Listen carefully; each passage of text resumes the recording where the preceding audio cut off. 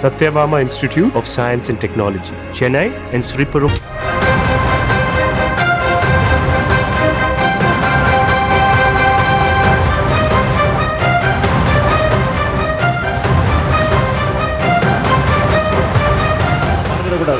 உங்களை பொறுத்தவரையில் டிவியில் பார்த்து தான் தெரிந்து கொண்டேன் என்று சொல்வதற்கு நாங்கள் தயாராக இல்லை.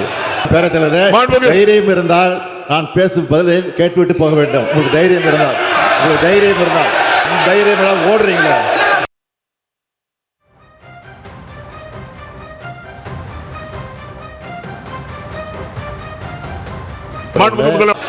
இதெல்லாம் மறந்துடக்கூடாது. உங்களை பொறுத்தவரையில் டிவியில் பார்த்து தான் தெரிந்து கொண்டேன் என்று சொல்வதற்கு நாங்கள் தயாராக இல்லை. பேரத்தலைவரே, தைரியம் இருந்தால் நான் பேசும் பதிலை கேட்டுவிட்டு போக வேண்டும். உங்களுக்கு தைரியம் இருந்தால் ஓடுறீங்களா?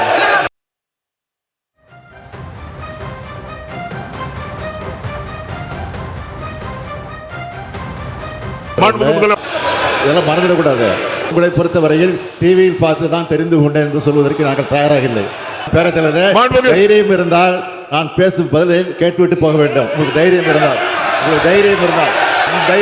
ஓடுறீங்களா?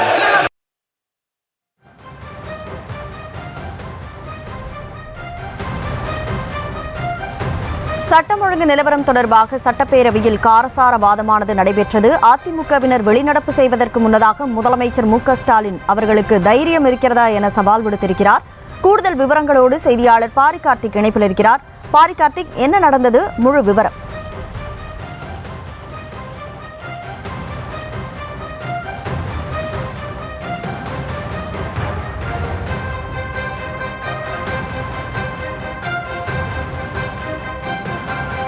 சட்டம் ஒழுங்கு நிலவரம் தொடர்பாக சட்டப்பேரவையில் காரசார வாதமானது நடைபெற்றது. அதிமுகவினர் முன்னதாக இது தொடர்பாக கேள்வி எழுப்பிய நிலையில் அதிமுகவினர் தரப்பிலிருந்து வைக்கப்பட்ட கருத்துகள் அவை குறிப்பிலிருந்து நீக்கப்பட்டது. அதையடுத்து அதிமுக எம்எல்ஏக்கள் வெளிநடப்பு செய்து பத்திரிகையாளர்களை சந்தித்தார்கள்.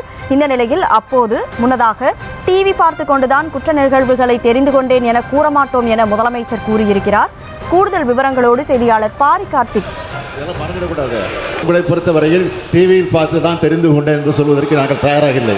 பேரத்தலைவரே, தைரியம் இருந்தால் நான் பேசும் பதிலை கேட்டுவிட்டு போக வேண்டும். உங்களுக்கு தைரியம் இருந்தால் ஓடுறீங்களா?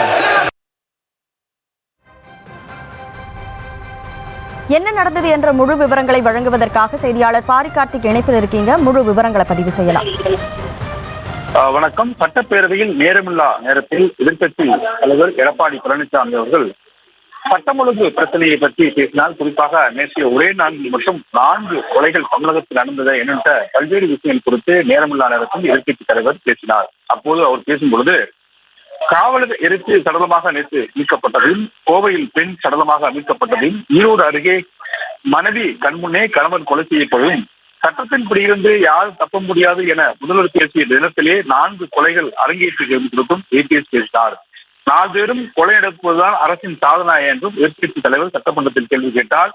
இவை அனைத்தையுமே அவர் பேசிக் கொண்டிருக்கும் பொழுது முழுமையாக அவைத்தலைவர் அவர் பேசியதை நீக்கிறார். எனவே இது தொடர்பாக அதிமுகவினர் கோபத்தில் ஈடுபட்டார்கள். அப்போது ஏன் நாங்கள் பேசுவதை அனைத்தையுமே நீக்கிவிட்டீர்கள் என்று கேள்வி கேட்டார்கள். அப்போது நெல்லை கொலை குறித்தும் பேசிய முதல்வர் இரும்பு கரம் கொண்டு அடக்குவதாக கூறியிருக்கிறார் என்றும், மேலும் தொடர்ச்சியாக இந்த சட்டம் ஒழுங்கு பிரச்சனையை பற்றி பேசவே விடமாட்டுகிறீர்கள் என்றும் எடப்பாடி பழனிசாமி அவர்கள் சட்டப்பேரவையை தெரிவித்தார். அதற்கு பதில் தெரிவிக்கக்கூடிய முதலமைச்சர்கள் பல்வேறு விஷயங்களை சுட்டிக்காட்டி, குறிப்பாக அதிமுகவினர் ஆட்சியில் நடைபெற்ற கொலைகள் குறித்தும், தற்போது இந்த தமிழகத்தில் இருக்க சட்டம் ஒழுங்கு பிரச்சனையில் தமிழ்நாடு சிறப்பாக கையாளுகிறது என்றும் முதலமைச்சர்கள் விளக்கியிருந்தார். அதே போல ஈரோட்டில் நடந்தது பழிவாங்கும் நடவடிக்கை என்றும், தமிழ்நாட்டில் சட்டம் ஒழுங்கு குறித்த புள்ளி விவரங்களை தொடர்ச்சியாக கூறி என்றும் முதலமைச்சர்கள் பேசினார். அப்போது காவல்துறை சுதந்திரமாகவும் செயல்பட்டு குற்றவாளிகள் யாராக இருந்தாலும், எதிர்க்கட்சி சார்ந்தவர்களாக இருந்தாலும் சட்டப்படியான நடவடிக்கைகள் மேற்கொள்ள வருகிறேன் என்றும், எந்த கட்சியை சேர்ந்தவர் என்றாலும் காவல்துறை குற்றவாளிகளை கைது செய்து வருகிறார் என்றும், எதிர்க்கட்சி தலைவர் எடப்பாடி பழனிசாமி இதை கேட்டுவிட்டு அவர் வெளியே சென்றிருக்கலாம் என்றும், ஆனால் பயத்தின் காரணமாக அவர் வெளியே சென்றிருக்கிறார் என்றும் தற்போது முதலமைச்சர்கள் பேசினார். தொடர்ச்சியாக இது தொடர்பாக பேசும்பொழுது நேற்று 4 கொலைகள் நடந்ததாக யூபிஎஸ் கூறியிருக்கிறார். கோவையில் நடந்தது தற்கொலை என்றும், சிவகங்கையில் நடந்தது குடும்ப தரலாறு என்றும், மதுரை பொறுத்து தற்போது விசாரணை நடைபெற்று வருவதாக முதலமைச்சர் பேசினார். மேலும் பழிவாங்கும் நோக்கில் தான் ஈரோடு அருகே கொலை நடந்திருக்கிறது என்று உள்ளிட்ட விஷயங்களை விலக்கிக் கொள்ளும் பொழுது அதிமுக தொடர்ச்சியாக அமளியில் ஈடுபட்டு அங்கிருந்து வெளியார்கள். எனவே முதலமைச்சர் அவர்களை பார்த்து, ஏன் நான் பேசுவதற்கு பேச வைத்தது அடுத்தது நீங்கள் கிளம்பலாம், ஏன் பயந்து கொண்டு தற்போது வெளியே செல்வி என்றும் முதலமைச்சர் காட்டமாக தெரிவித்தார். தொடர்ச்சியாக இது குறித்து